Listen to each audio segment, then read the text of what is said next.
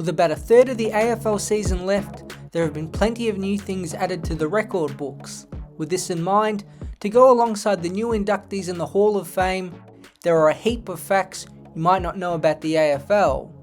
The first one involves the best goal kicker in the competition. Charlie Curnow is on pace for a third straight Coleman medal. At the time of making this, he is leading the goal kicking and will be the first player since Gary Ablett Sr.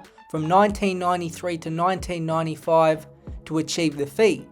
But a couple all-time records are still far away. 62 games straight with a goal is impressive, and it's what Curnow sits on now. For perspective, Jesse Hogan in the current day is second on 24 games, and third is Jamara Ugle-Hagan on 17 games. However, Curnow is still 10 games away from entering the top 14 and surpassing Essendon great Matthew Lloyd, whose best streak set at 70 games straight with a goal. 10th on the list is Sel Murray, who kicked a goal in 77 straight games in the 1940s, and 5th is Doug Wade, who managed 90 straight games with a major. It's essentially another season of games Curnow has to kick a goal in to reach the top 5, but there is barely any point mentioning first and second. Tony Lockett with 114 games surprisingly isn't first on this list, and his streak did only end because he retired in 2002. 7 ahead of him in first place is Peter McKenna, who has almost doubled Curnow's achievement so far at 121 games in a row with a goal. He did it from 1968 to 1974 playing at Collingwood. Pick ones in the AFL draft haven't had the greatest team success. Individually, some of the best players have come from the selection, but in terms of winning premierships, the percentages are very low. Out of the 40 players in history to be taken first overall, just 4 have ended up as premiership players. It's just 10%. The most successful and only one of 2 multiple premiership winners is Luke Hodge. He won 4 grand finals at the Hawks and captained them in their three-peat between 2013 and 2015. He was also a standout in the games, taking home the 2008 and 2014 Norm Smith medal. The other well-known player is Tom Boyd. His career was mostly down at the Western Bulldogs, but he had his best and one of only a handful of significant games in the 2016 Grand Final. As a 21-year-old key forward and backup ruck, he had 14 disposals, 8 marks, 14 hitouts and 3 goals in the win. He was one of the best players on the ground. The other multiple premiership player is Drew Banfield. His grand final wins came 12 years apart.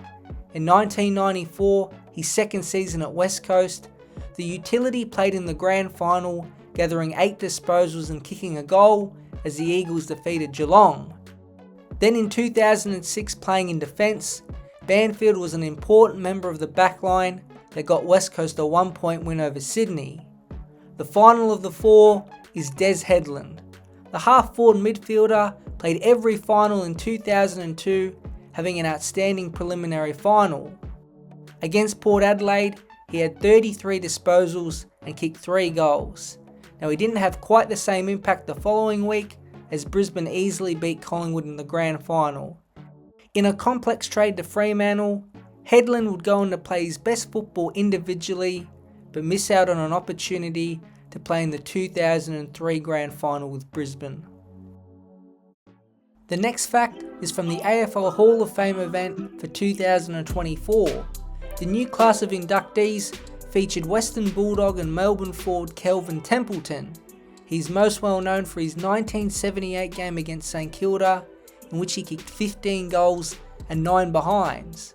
That same season saw him end up with the first of 2 Coleman medals.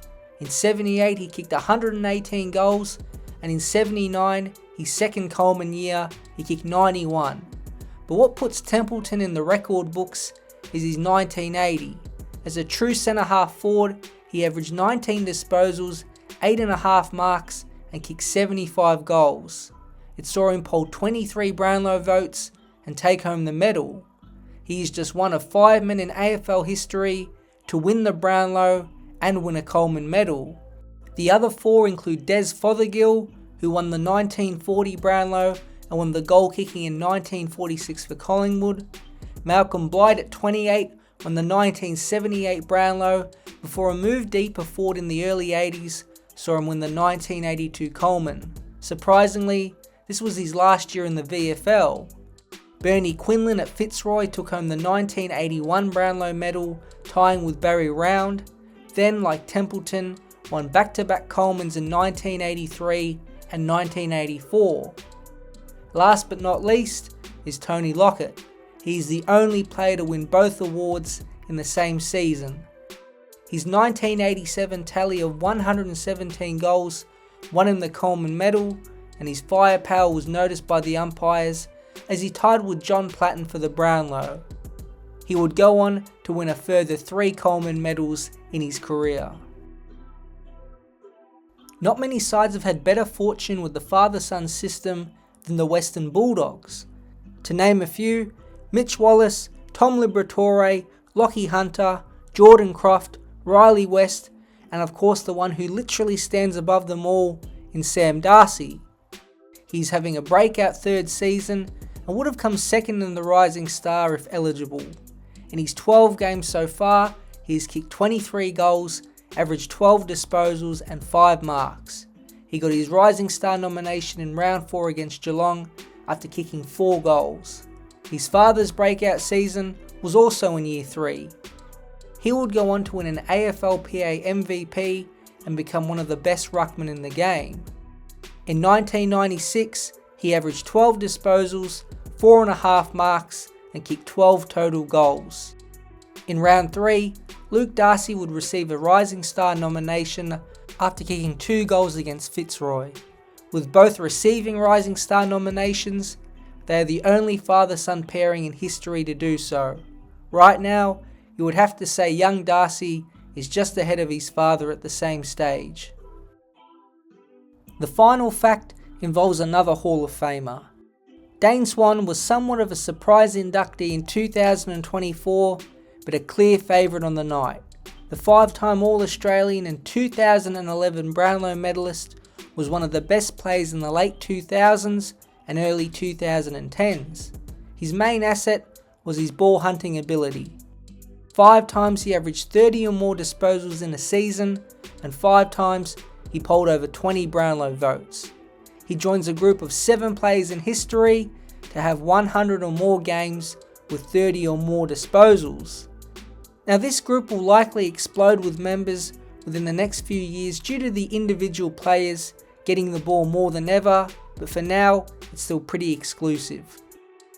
The 6 others include modern day ball winners in Lachie Neale, Jack McRae and Scott Pendlebury, stars of the previous decade in Sam Mitchell and Gary Ablett Jr, and one of the original big possession on ballers in St Kilda's Robert Harvey.